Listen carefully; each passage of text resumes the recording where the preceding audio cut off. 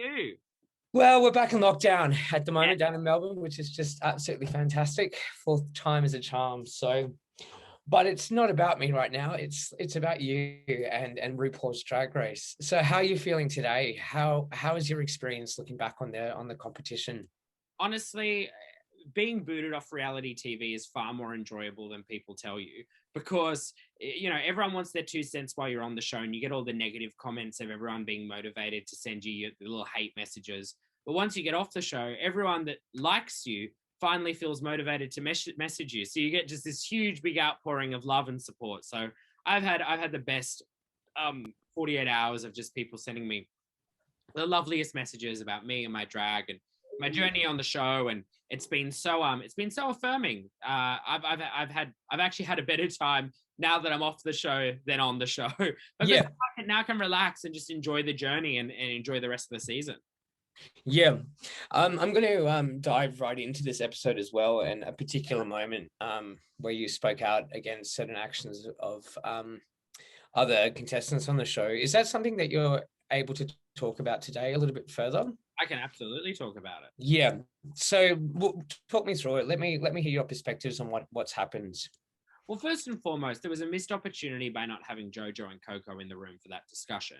While I don't believe they have to carry the burden of that discussion and it shouldn't be their responsibility as people of color, I do believe that their perspective would have added something to a discussion which was had in a room full of white people, which is it's difficult to have a complex discussion about race in a room full of white people.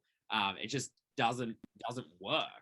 But however, I think it's not necessarily always the responsibility of people of color to bring up these topics. And as an ally in that moment, I wanted to challenge Scarlett. I wanted to call her out, and I wanted to let her know that as someone who was with her on the show, who works in similar drag scenes to her, and who has many of the same circles as her, that I thought it was not okay.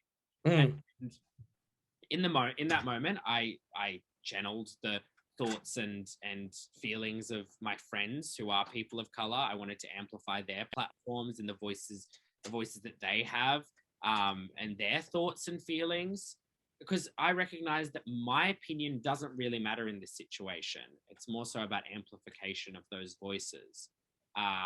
Of course, I don't think what Scarlett did was right, but I think it's an opportunity now for her, the ball to be in her court, for her to make the change, for reparations to be made on her behalf. And instead of just her saying she's sorry, showing she's sorry. Like it really is a conversation between her now and communities of color. It's their apology to accept whenever they feel like the work has been done. And I'm glad that this conversation has come about on the show, because now a lot of allies can begin doing the work in their own lives to move forward this. I mean, it's put a lens on the drag scene. It's gone, how racist is the drag scene? And a lot of people, including a lot of people of color, have said very racist. And it's important now as allies to look at that and say, okay, well, here's the things I can do in my own life, in my own scene, in my own home club, to make sure that we don't have situations happen like a performer doing racially insensitive performances or someone making certain performers feel uncomfortable. Now, this whole amplification of voice, I guess, well, kind of relates back to drag, and let's bring it back to the competition as well, and other kind of amplifications that you think RuPaul brings to it, and I guess what it's meant for you as well as a drag queen. Yeah, I mean, I've been able to reach audiences that I never thought I'd be able to reach. Like there are teenagers from across the world that are messaging me talking about their gender journeys in their teen years and saying, I watched the show and I've been feeling this way for a while, and now listening to you talk about your non-binary identity, this is how I think I feel about my gender. And those kind of conversations, and being able to, I suppose, create conversation in these kids' lives it's really special. And I think that when I was growing up, I had very little people to look to in media that represented me. And so to be that person for other people is really quite powerful. And I wish I'd had someone like that to look up to, who talks about their identity honestly and authentically and told people, there's black and white, but there's a lot of gray, and you don't have to conform to a certain idea of fitting into gender to be happy. You can just be happy, you know.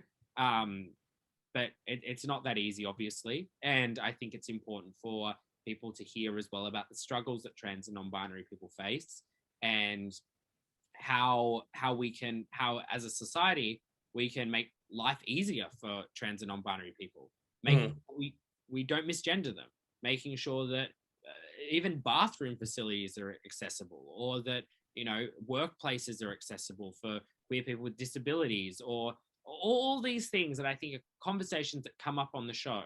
I think it's important for a platform like Drag Race to give them visibility so that they can be analyzed and like discussed in the world. I guess what I'm picking up from you is a kind of sense that you believe that drag isn't just about entertainment, it's about politics as well. Would you agree with that? I think it's inherently about politics. Drag is inherently political. I think it always has been, and I think it always will be. Even if people are making millions of dollars off drag, there's something about it that will always be inherently political. And that's because it comes from queer people, and it's their perception of the world, it's their perception of gender and sexuality and identity. And I think that's important, as an important viewpoint to reflect. And I think the best drag is political.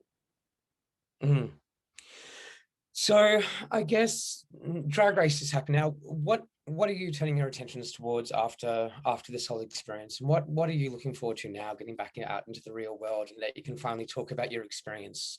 Oh my gosh, there are so many cool opportunities ahead of me, and I just can't wait for all of them. Like, I'm walking for Australian Fashion Week this week. I just dropped my debut single with a music video that's out today. I've got like all of these cool collaborations coming up and projects, and we've got the tour coming up in September where we'll be touring Australia and New Zealand. I mean, this, for a drag artist, this is like the golden era for me. I literally do what I love to do, get paid to do it, and get this amazing platform to do it on. So I'm just going to say yes to as many things as I can, and see where it takes me. It's such an amazing opportunity. Yeah. And for young queens and queers and that whole, you know, broad church of people coming up through the ranks, what would be some of your advice to them, I guess? I think the best advice is to be authentic, because there's a lot of people, and be honest with yourself. There's a lot of people that I've seen that they try to find their identity through imitating other people that they've seen, and it's a round journey. You start here and you go, I need to become more like so and so, and then at the end you always just arrive back at being like, shit, I've just been pretending to be someone else for such a long time, and I just need to be me.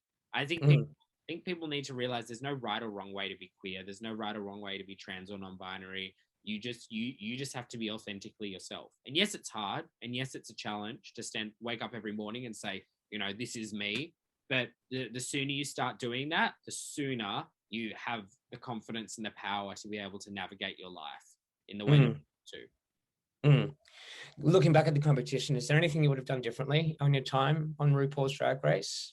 I probably would have taken more risks. Looking back, when I was there, I thought I was taking heaps of risks. But watching it back, I was like, I played it a little bit safe in parts, like especially with like some of my looks and runways and things. I was like, I could have pushed that further.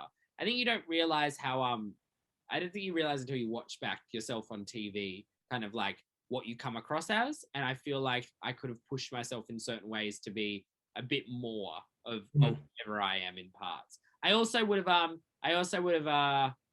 eaten more of the catering. I would have eaten yeah, I do love the catering myself. Anything else you'd like to add today, darling? At all? Anything?